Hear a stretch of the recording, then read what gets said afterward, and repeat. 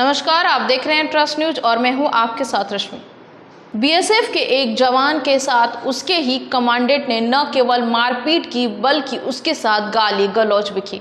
नशे की हालत में जब वो कैंप में पहुंचता है तो अपने ही जवानों को जब जमीन पे लेटा हुआ पाता है, जिसके बाद वो उनको गंदी गंदी गालियां देने लगता है। इसके बाद उनमें से एक जवान को वो पीटने भी लगता है, जिन्हें बुरी तरीके से चोट लग जाती है और इतनी ज़्यादा चोट लग जाती है कि वो बेहोश हो जाते हैं और उन्हें अस्पताल ले जाया जाता है। 2 दिन तक वो बेहोशी की हालत में रहते हैं और अभी उनकी हालत ऐसी है कि वो चल भी नहीं सकते हैं। दरअसल ये पूरा मामला असम का बताया जा रहा है, जहाँ पे एक बीएसएफ जवान के उसके ही कमांडेंट ने उसके साथ बुरा व्यवहार किया है और जिसकी हालत अभी पूरी तरीके से गंभीर है, जिसकी पत्नी ने अब डीजी से इसकी शिकायत की है। वहीं कमांडेंट और उनकी पत्नी के बीच की जो ऑडियो है वो वायरल हो रही है। दोनों के बीच बातचीत हुई जिसमें कमांडेंट अपनी गलती स्वीकारते हुए नजर आया। इसके साथ ही वो माफी भी मांग रहा है और ये भी कह रहा है कि मुझे अब इस गलती का खामियाजा भुगतना पड़ेगा।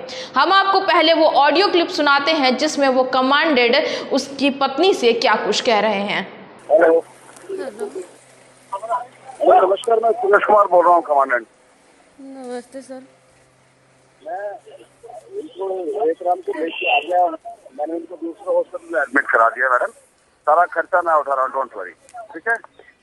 उठा रहे हैं, लेकिन अगर से ठीक नहीं हुए ना, मैं आपको ऐसे बोल रही हूँ। हाँ जी, कौन से हॉस्पिटल में एडमिट करवाया है जी?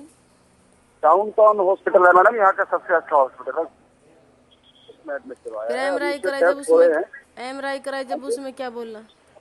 एमआरआई अभी होगी, एमआरआई होने दीजिए, फिर मैं आपको फिर कॉल करके बताऊंगा। आप ऐसे क्यों मारे, पहले मेरे को ये बताओ। आप ही बोल रहे हैं ना। मैं इससे में था क्योंकि एक बताऊं सर, आपको ऐसे बताऊं, अपनी छाती के ऊपर हाथ रखो, ठीक है ना? देखो, अपना कुछ हक समझती तो मैं लड़कों को सबको उठाने गया था।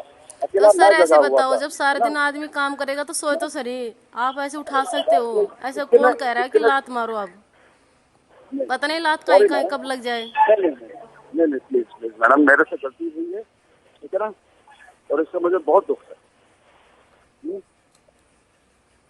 ठीक है? मेरी इंक्वायरी बैठ गई है, कोई नहीं, मैं भुगतूंगा, डोंट वरी।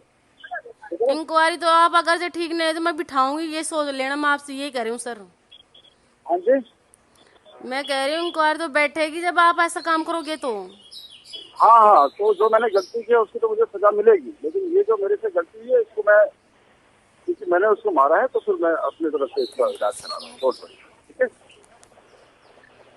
मैं हेतराम को ठीक करके दूंगा आपको, ठीक है ना? मैं सुबह से परेशान हूँ, सुबह से उनका फोन बंद आ रहा। नहीं, वो ऐसा कोई सो लगा नहीं है मैडम, जो फिर भी एमआरआई में अभी तो हमको पता चल जाएगा। मैं आपको एक बार एमआरआई होने दीजिए, फिर मैं आपको फिर फोन करूँगा। उनके लगी तो ज्यादा ही है, इसलिए तो पेशाब की नलकी चढ़ा रखी है। मैडम देख एक बार डॉक्टरों को देख लीजिए, एमआरआई आने दीजिए, है ना? और उनको आप अभी 1-8 घंटे में वो कॉल करके आपसे खुद ही बात करेंगे। मैं रखता हूँ मैडम, मेरा ये नंबर है, आप मुझे कॉल कर सकते हैं कभी भी। Okay madam? ठीक है, ओके। घायल जवान का नाम हेतराज गुज्जर है, जो कि राजस्थान का रहने वाला है, जिसे उसके ही कैंप में उसके साथ बुरी तरीके से व्यवहार किया गया। और सबसे हैरानी की बात तो ये रही कि जब नशे के हालत में कमांडेंट ने उसे मारा, उस समय वो उठने की हालत में नहीं था और उसने जब अस्पताल ले जाने को कहा तब भी कमांडेंट अपनी होश में ही नहीं था। वो तब भी गालियां देता रहा, जिसके बाद कमांडेंट को ट्रक में लाद कर अस्पताल ले जाया गया, जहां से उसे प्राइवेट अस्पताल में रेफर किया गया, जहां उसे आईसीयू में एडमिट किया गया और जहां अब भी उसकी हालत जो है वो गंभीर बनी हुई है। और इस पूरे मामले में उनकी पत्नी का कहना है कि अब उनके पति के साथ अगर कुछ भी होता है तो इसके जिम्मेदार कमांडेंट होंगे।